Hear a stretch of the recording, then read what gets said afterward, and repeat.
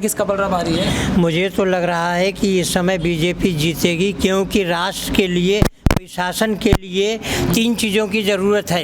एक तो राष्ट्र की सुरक्षा, और दूसरा विकास, और तीसरा ये आपके लोकतंत्र का सकारात्मक पहलू। ये तीनों हमारी बीजेपी सरकार के ये माननीय श्री महोदय जी ने दिए हैं, जो कि प्रज्वलित उदाहरण है। और राष्ट्र की सुरक्षा का उदाहरण इससे बेहतरीन और क्या होगा, जो पाकिस्तान को नाको चने चबा दिया और वहाँ की जनता में तराई मची हुई है। और विकास के नाम पर इस समय पाकिस्तान बोल रहा है राष्ट्रवाद इस समय सबसे बड़ा मुद्दा रहेगा। मेन मुद्दा मैं 3 को लेके चल रहा हूँ: राष्ट्रवाद की सुरक्षा, विकास का पहलू और लोकतंत्र का सकारात्मक पहलू। पहले मैंने अभी बताया कि राष्ट्र की सुरक्षा मोदी जी ने दिखला दिया है कि हम कैसे कर सकते हैं, और पाकिस्तान को नाके चने चबवा दिए, वो रो रहा है। एक मिनट। और दूसरा विकास का पहलू।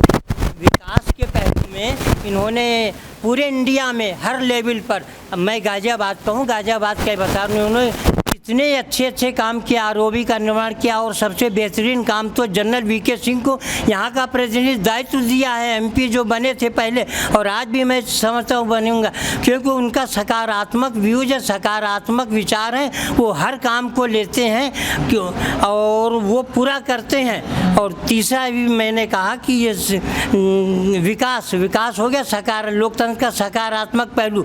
इन्होंने, मोदी जी ने हमारे विश्व के सारे देशों में घूम जा कर के हर देश में, और उनको अपना ये मैत्री भाव से उनको सम्मानित किया, वो उनके मित्र बने हैं। और यहाँ तक कि रूस और ये अमेरिका, ये चाइना, जो हमारी ताकतें थी, ये उनको भी पछाड़ करके इंडिया 4थे नंबर पर आया, ब्रिटेन। और एक बात मैं कहना चाहूँगा जी, ये आदरणीय ट्रंप जी ने हमारे एक रूस के पुतिन जी और मोदी जी भारत के, इनको वो किसी भी समय हॉटलाइन पे किसी भी समय बात कर सकते हैं, ये इनका मैत्री भाव है। अब आप देखिए कि ये चीज़ें कौन देख सकता, कोई सरकार नहीं दे सकती सिवाय बीजेपी मोदी जी के।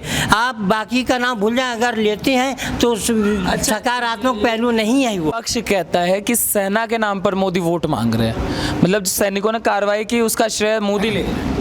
वो जो विपक्ष कहता है, जो कांग्रेस कह रही है कि संख्या कम कर देंगे, तो इसका मतलब ये देश को तोड़ने की कोशिश कर रहे हैं। मेरे विचार से संख्या तो नहीं कम करनी चाहिए, क्योंकि जो कश्मीर में अभी आवश्यकता है, जो वहाँ पर वो पत्थरबाजी हो रही है, जो वहाँ के जो युवक हैं वो भटक गए हैं, तो उसके लिए ला तो रही है कांग्रेस मैनिफेस्टो में, कह रही देशद्रोही कानून खत्म कर देंगे।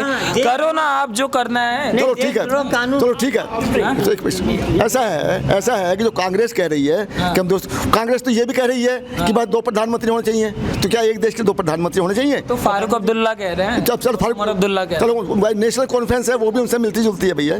तो इसलिए दिक्कत यह है कि जो कांग्रेस कह रही है सीआरपीएफ कर देंगे, यहाँ पर जो संरक्षा है, सुरक्षा दल वहाँ कम कर देंगे, वो मेरे विचार से ठीक नहीं है। वहाँ पर रहने बहुत जरूरी है, बल्कि उनके नवियों को हमें मेन मुख्य धारा में लाना है, उनको इस तरह करना है, जो उनका माइंड वॉश कर दिया है, उस माइंड वॉश को हमें दोबारा उनको मुख्य धारा में लाना है। ये तो उनका शुरू से ही एजेंडा रहा है कि किसी ना किसी तरह इसको, हिंदुस्तान को डिग्रेड करना है अपने फ़ायदे के लिए। 370 धारा और 35A के साथ आज उनको 40 साल हो गए एंजॉय करते करते, और वो खा रही हैं भारत का और गुण गाती हैं पाकिस्तान की। तो इसको जब उनका लिए ये 40 साल की उनकी सुविधा को जब यहाँ ख़त्म किया जाएगा, तो वो तो चिल्लाएंगी। उन्होंने तो यहाँ तक कह दिया कि देश जो है वो जल जाएगा। आज़ाद हो रही है जम्मू कश्मीर को लेके। कौन है ये? अजय वहीं के ये वो चट्टे बट्टे हैं, इनके साथ मिले हुए।